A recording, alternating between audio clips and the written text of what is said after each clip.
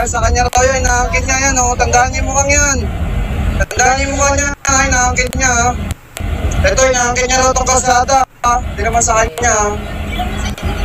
Ano, inaangkin niya itong kalsada. Nakaparking na ako rin. Oh, ayun, inaangkin niya raw. Sa kanya raw to, bawal daw kami dito. Government party to, ha. Oh. Bakit tayo mo ba? Bike naman kami. Bakit motor ba kami? Bike lane? Bike lane to? Bakit ka? Nagdadrive pa ako. Napanood nyo na ba tong video na ito? Nakakapanggigil talaga, no? At grabe yung pambubuli dito. Actually, pwedeng kasuhan ito, yung riders na ito. Pwedeng kasuhan ito. Kung, ayaw ko kung ano na nangyari dito, no? At sobrang pambubuli talaga. Nakakabuisit, no? Pero dito natin masusubok yung ating customer service at maximum tolerance sa mga ganitong pagkakataon. Pero napaka-snappy ni Kuya Guard, no? Napaka-ayos niya mag-uniform. Okay naman din siya managot dahil hindi siya pabalang-balang kung sumagot. Talagang pinaglalaban niya lang yung kung ano yung bawal doon sa lugar. Pero ganun pa man, please paki-like naman ng ating video at paki-share naman ng ating mga video na to. At syempre, huwag kalimutan mag-subscribe at dito lang sa ating channel, Kuya Isko Official. At yung isa nating channel, Gwapong Biyahero TV. At yung ating Facebook account, Charles Francisco. Ayan, panoorin natin ng buo yung video. Tapusin natin at magko-comment tayo mamaya pagkatapos ng video na ito, na kung saan ito yung clip ng napanood natin ng video. Actually, nakarampa ito na nakailang panood na ako dito. Kaya lang, nanggigigil din ako. Kaya medyo inulit-ulit ko at hindi ako nakapagpigil. Ginawan ko siya ng reaction para makapagbigay tayo ng reaction sa ganitong situation. Okay, so panoorin na natin. Itutuloy na natin yung video. Okay? Ito, inaangkin niya raw to, sa kanya raw to. Ito, sa kanya raw yan, ha. Sinabi niya kanina, sa kanya raw yan, ito. Kaya sa kanya raw yan, inaangkin niya yan, oh. Tandaan niyo mukhang yan. Tandaan niyo mukhang niya, inaangkin niya. Ito, inaangkin niya raw itong kalsada. Hindi naman sa kanya. Ano, inaangkin niya itong kalsada. Nakaparking na ako rin. Oh, ayun, inaangkin niya raw. Sa kanya raw to, bawal daw kami dito. Government party to, ha. Oh. Bakit tayo mo ba? Bike naman kami. Bakit motor ba kami? Bike lane? Bike lane to? Bakit ka? Nagdadrive pa ako. Nagdadrive pa ako. Oh, nagdadrive pa ako. Oh, nagdadrive pa ako. Oh. Bakit nagdadrive pa ako? Ano ka? Ayaw nga, kahit daw parking yan. Pero hindi mo pwede parasin ako. Bakit sa iba to? Ayun, o. Ayun, o. Paskatin natin yan sa zero. Kaya matapang. Matapang, dapat naging sundalo to. Ito, o. Dapat naging sundalo to para, ano, pinakamaliit yung mga bike. Puro bike lang yun na, ano. Nakaraan pa tong gwardiya na to. Dapat nagiging sundalo to, eh. Nagiging sundalo dapat ang gwardiya na to. Ayun, o. Yan, o, gwardiya yan. Tandaan niya, o. Tandaan niyo mo to. Tandaan niyo na to. Tandaan niyo yan.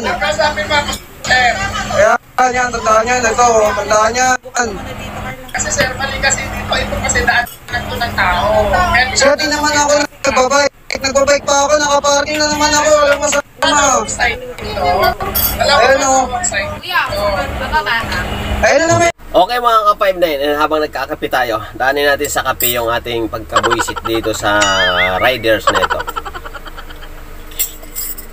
Actually, pangalawang nakita natin itong video na kung saan hindi ako nakapagpigil para gawan ito natin ng reaction video, no? At ito na nga, si Kuya Guard, tama yung kanyang ginawa, no? At unang-una, napakaganda magbihis ni Kuya Guard. Kaya talagang pang frontliner ito. Pang front talaga siya. Ayos din. Kaya saludo ako sa iyo ka-5-9 dahil talagang snappy ka, no? Sa uniform pa lang, panalo na. Talagang kumpleto siya sa uniform, sa patches, tama yung mga patches niya, sa ID, kompleto. Ayos din siya managot. Ayos at ginawa din niya ang tama niyang trabaho. Dito tayo ngayon magko-comment sa nakakabuisit na riders na kung saan talagang binubuli niya yung security guard. Okay. Unang-una, riders, no? Mga riders, ito para sa mga riders, no?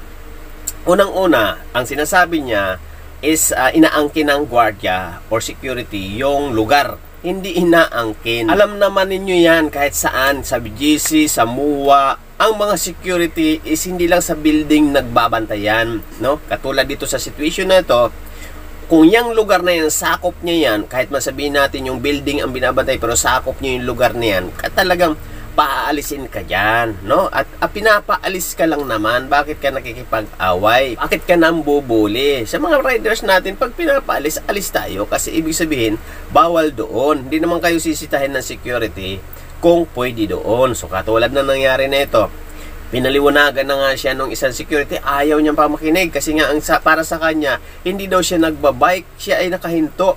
Ay hindi nga po pwedeng ganon kasi nga kung titingnan natin yung lugar, no, mga ka-5 na yun, no, kung titingnan natin yung lugar, napakalinis, wala ka makitang ibang nakaparking, siya lang. Tapos ngayon siya ay nagpupumulit na gusto niyang doon lang siya, hindi siya magpapasita sa security, at sobrang pambubuli ang ginawa dito. Kung kilala ko lang itong ka-5 na natin, tutulungan ko talaga to. Tutulong talaga ako dito kasi nga bakit?